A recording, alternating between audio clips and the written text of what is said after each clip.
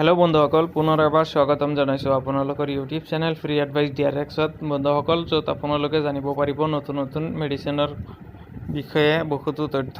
বন্ধুসকল আজি মই কথা পাতিম আপোনালোকৰ সৈতে মিন চিৰাপ এটাৰ বিষয়ে। এই চিৰাপটো সাধাৰণতে কেনে ধৰণৰ চিৰাপ হয়, ইয়াৰ পৰা হ'ব পৰা উপকাৰ আৰু ইয়াৰ পৰা হ'ব পৰা সাইড এফেক্ট কেনে ধৰণৰ হয় বন্ধুসকল, সম্পূৰ্ণ কথা পাতিম আপোনালোকৰ সৈতে।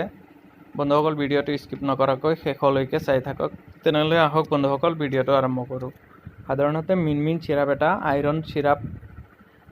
এই আইৰণ চিৰাপটো সেইসকল মানুহৰ ক্ষেত্ৰত বিশেষকৈ প্ৰয়োজন যিসকল মানুহে ৰক্তহীনতাত ভুগি আছে বা শৰীৰত ব্লাডৰ পৰিমাণ কম, তেওঁলোকে এই চিৰাপটো ব্যৱহাৰ কৰিলে ইয়াৰ পৰা বহুত ভাল এটা ৰিজাল্ট পায় বন্ধুসকল।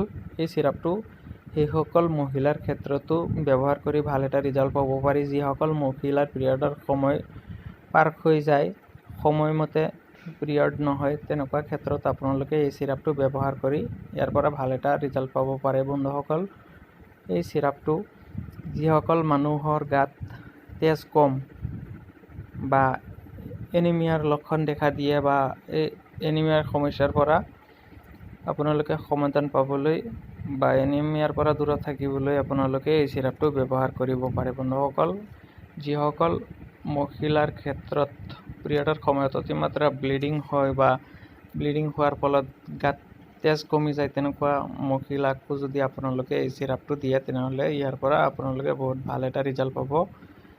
সাধাৰণতে এই চিৰাপটো খোৱাৰ নিয়মটো হৈছে 10 ml বা 15 ml দিনে দুবাৰ আহাৰ খোৱাৰ পিছত, অন্যথা ৰোগীৰ প্ৰয়োজন অনুসৰি এই চিৰাপটো আপোনালোকে ব্যৱহাৰ কৰিব পাৰে বন্ধুসকল। এই চিৰাপটো সম্পূৰ্ণৰূপে আইৰণ চাইনাকোবালামিন হেমেটনিক চিৰাপ হয়।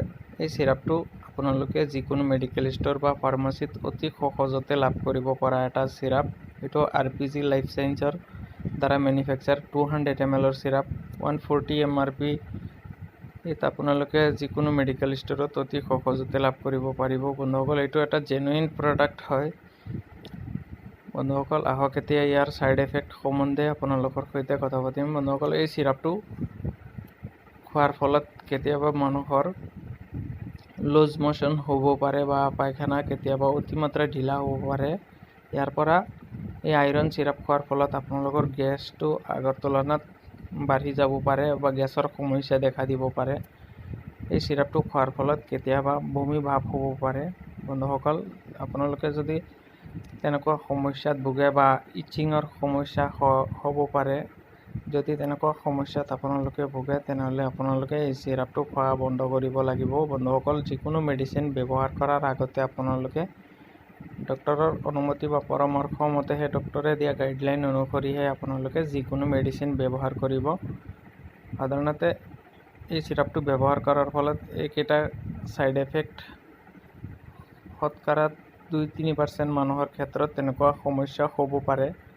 এই সমস্যা হ'লে আপোনালোকে এই চিৰাপ খোৱাটো বন্ধ কৰিব লাগিব বন্ধুসকল। আইৰণ চিৰাপ হিচাপে এই মিন চিৰাপটো বহুত ভাল এটা ৰিজাল্ট থকা বা গুণসম্পন্ন চিৰাপ, আপোনালোকে নিশ্চয় ব্যৱহাৰ কৰি চাব পাৰে। তো বন্ধুসকল ভিডিঅ'টো ভাল লাগি থাকিলে ভিডিঅ'টো লাইক এটা কৰি চেনেলটো ছাবস্ক্ৰাইব কৰি কাষৰ বেল আইকনখন প্ৰেছ কৰি দিব।